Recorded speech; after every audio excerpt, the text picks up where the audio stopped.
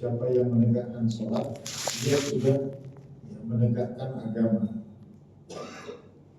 Tapi sebaliknya, mereka-mereka yang meninggalkan sholat, maka sesungguhnya dia telah meruntuhkan agama.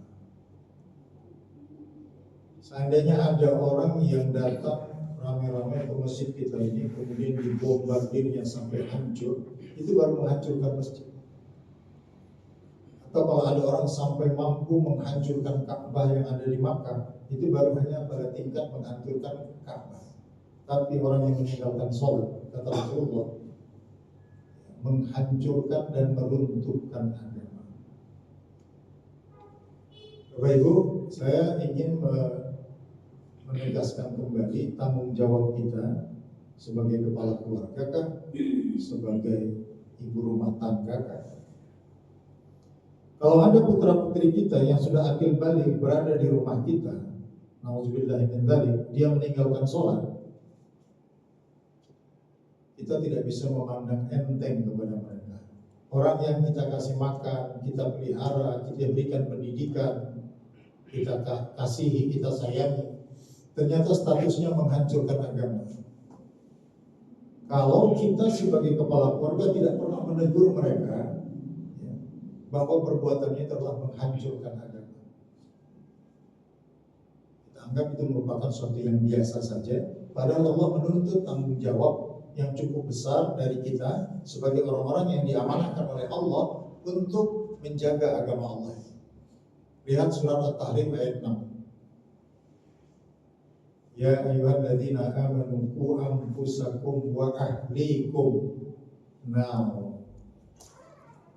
Wahai orang beriman, peliharalah dirimu dan keluargamu dari azab api neraka. Salah satunya yang dapat menghindarkan keluarga kita dari azab api neraka adalah menegakkan sholat. Bahkan nanti dalam salah satu ayat Al-Quran ada pertanyaan, apakah yang menyebabkan kalian masuk ke dalam neraka Saqar? Itu kita baca. Apa jawab mereka? Kami dulu di dunia termasuk orang-orang yang meninggalkan sholat. Ini merupakan satu hal yang sering kita anggap remeh, tetapi sebenarnya sangat-sangat luar biasa.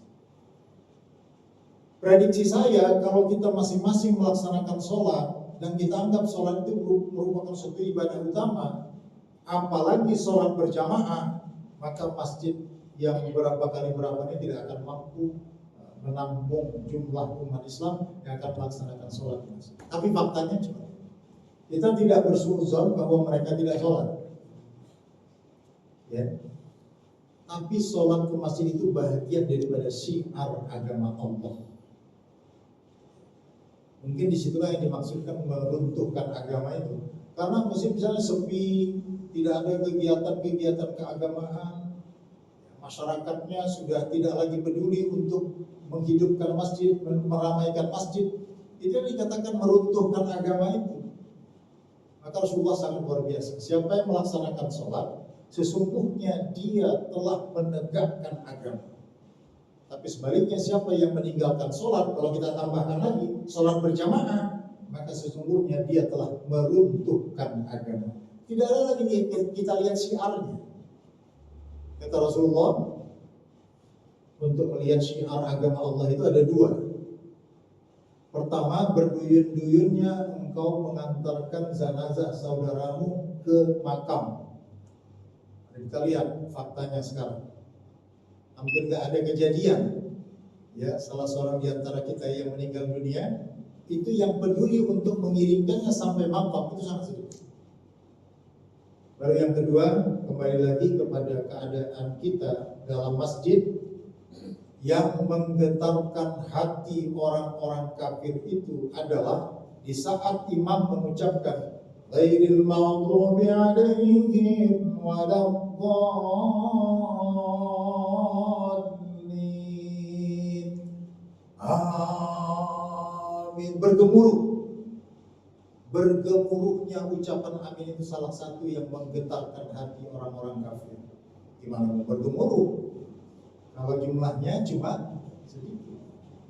Jadi banyak kita bisa analisis dan kita tafsirkan apa yang dimaksudkan Rasulullah. Siapa yang menegakkan sholat, sungguh dia menegakkan agama. Siapa yang meninggalkan sholat, garis miring, sholat berjamaah, maka sesungguhnya dia telah meruntuhkan agama. Maka kalau dilihat lagi dalam hadis yang lain, sholat berjamaah itu lebih utama daripada sholat sendirian. As-sholatul jamaah tafdulu ya sholatil fardhi ya bi'isrin ya bisab'ina wa isrina darajat. Jadi orang-orang yang melaksanakan sholat berjamaah itu sampai dicatatkan 27 derajat. Semoga ini menjadi pelajaran bagi kita dan mengambil hikmahnya, karena sesungguhnya masjid dibangun adalah untuk dimakmurkan. Kita tidak bisa membayangkan ketika kita membangun masjid, kita mengharapkan orang lain yang akan memakmurkannya, sementara kita sendiri tidak melakukannya. Lantas orang lain itu siapa? Itu yang menjadi perhatian. Orang lain yang kita harapkan itu siapa? Maka orang lain yang kita harapkan itu dia berpikir juga orang lain dari dia. Akhirnya setiap orang berpikir bahwa masjid untuk orang lain, maka masjid ya, belakangan-belakangan ini semakin sepi dari pengunjungnya. Hadirin yang dimuliakan Allah Subhanahu wa taala. Apa faktornya? Faktornya ilmu yang hanya berada pada area atau ranah kognitif, hanya pada arena pengetahuan. Siapa yang tidak tahu surat At-Taubah ayat 18? Nama ya'muru masajidallah man amana billah wal yawmil akhir wa aqamas salata wa ataz zakata wa lam yakhsha illallah fa asa ulaika ay yakunu minal muhtadin. Kita tahu semua. Maka saya katakan pengetahuan hanya pada tingkat kognitif, belum diturunkan pada aspek ya, yang kedua, afektif, penghayatan. Belum lagi diturunkan kepada aspek psikomotorik, amal, perbuatan. Jadi kita ini banyak ilmu itu hanya sampai ranah kognitif. Saya tahu, terus saya nggak mau. Saya tahu itu sudah lama saya tahu. Kenapa tidak ada tindakan? Ya macam-macam alasan. Padahal sebenarnya itu ilmu itu penting sekali. Makanya setertutup-tutupnya hati manusia, sekeras-kerasnya hati manusia, kalau senantiasa ditetesi oleh ilmu di setiap saat dan dia selalu berada di majelis ilmu, insya Allah yang namanya tabir yang menghalangi kita untuk melakukan perbuatan kebaikan itu akan terbuka. Diibaratkan seperti air yang kita tahu benda itu sangat lembut, tetapi kalau menetesnya terus-menerus di atas permukaan batu yang puluhan tahun, mungkin batu yang keras itu bisa ya, berlubang. Bagaimana proses itu diciptakan oleh Allah Subhanahu wa taala sebagai hukum sunnatullah. Jadi qalbu kita juga memang seperti itu. Pantas Rasulullah SAW menyatakan dalam hadisnya, man salaka tariqan yaltamisu bihi ilmun sahhalallahu lahu tariqan ilal jannah. Siapa yang tidak hafal hadis ini? Siapa yang menempuh satu jalan untuk mendapatkan ilmu, betapa pentingnya itu. Siapa yang menempuh suatu jalan untuk mencari ilmu,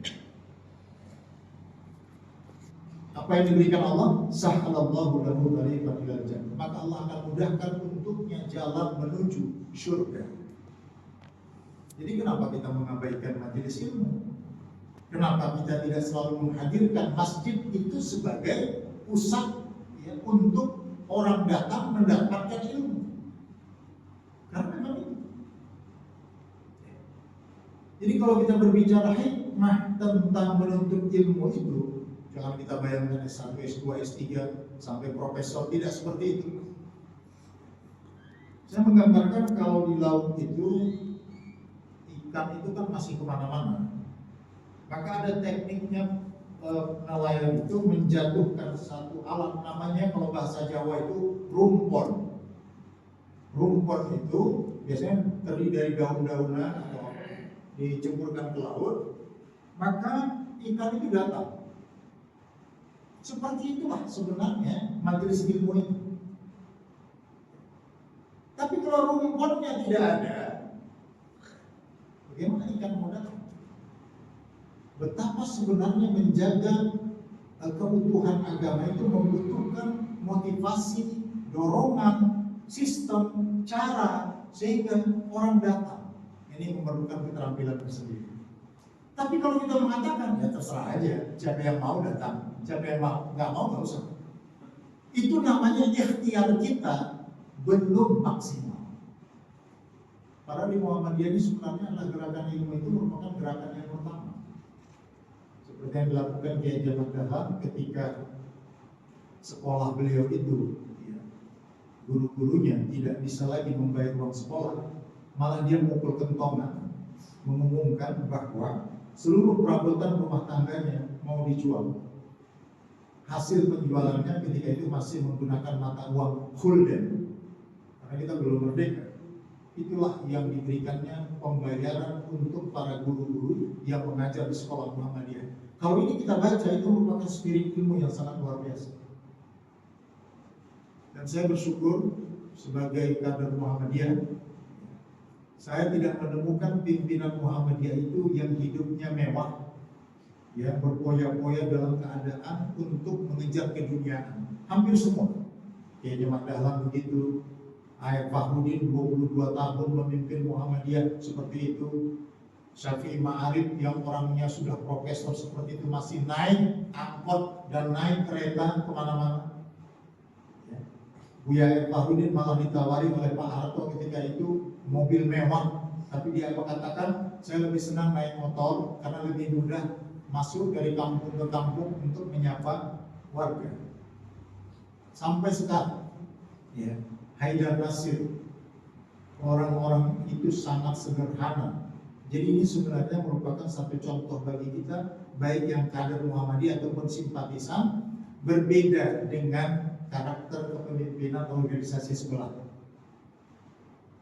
Yang organisasinya miskin, tetapi para kiainya hidup mewah. Jadi berbanding terbalik dengan Muhammadiyah. Muhammadiyah itu terakhir dihitung asetnya 600 triliun yang liquid, belum lagi yang aset. Mestinya pimpinannya naik Alfa, ya, kunjungan ke wilayah naik jet pribadi, bisa Muhammadiyah bayar. Tapi Muhammadiyah tidak melakukan. Karena apa? Mengutamakan ilmu pengetahuan. Maka 147 di Universitas Muhammadiyah itu bukan hitungan kecil itu jumlah. 147 itu jumbo, besar-besar. UMY, UNSU, ya. Di setiap kabupaten kota di Jawa itu ada Universitas Muhammadiyah. Sehingga ada salah satu pidato dari organisasi sebelah. Kita jangan sakit hati kalau orang-orang Muhammadiyah itu maju rumah sakitnya, maju universitasnya, karena memang SDM mereka lebih unggul daripada kita. Maunya warga Muhammadiyah menyadari itu. Kita karena di level ranting seolah-olah tidak ada kegiatan, lihatlah bagaimana denyut dan gerak Muhammadiyah di luar kita. Sangat luar biasa. Dalam catatan saya, ya, 5 tahun terakhir ini sudah berdiri 3 universitas Aisyah.